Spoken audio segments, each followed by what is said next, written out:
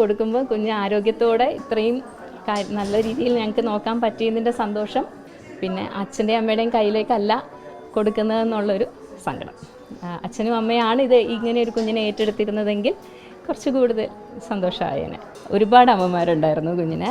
അച്ഛനും അമ്മയും ഇല്ലാത്ത കുഞ്ഞായതുകൊണ്ട് തന്നെ അമ്മയുടെ പാല് കുടിച്ച് വളരാൻ സാധ്യതയില്ലാത്ത ഒരു ഭാഗ്യം കിട്ടാത്ത കുഞ്ഞായതുകൊണ്ട് തന്നെ ഞങ്ങൾ ഇവിടുന്ന് മിൽക്ക് ബാങ്കിൽ നിന്നുള്ള അമ്മമാരുടെ കളക്ട് ചെയ്ത് വെക്കുന്ന പാല് തന്നെയാണ് ആ കുഞ്ഞിന് പ്രൊവൈഡ് ചെയ്തിരിക്കുന്നത്. ഒരു അമ്മയുടെ സൈഡിൽ നിന്ന് കൊടുക്കാൻ പറ്റുന്ന മാക്സിമം കെയർ കൊടുക്കാൻ ഇവിടുത്തെ സ്റ്റാഫ് ശ്രമിച്ചിട്ടുണ്ട്. കുഞ്ഞ് പോകുമ്പോൾ ഞങ്ങൾക്ക് ഭയങ്കര വിഷമമുണ്ട്. കാരണം വന്നപ്പോൾ ഒരു 950 ഗ്രാമിൽ വന്ന ബേബി ഇപ്പോൾ 2.5 kg വെയിറ്റിൽ ആയിട്ടുണ്ട്.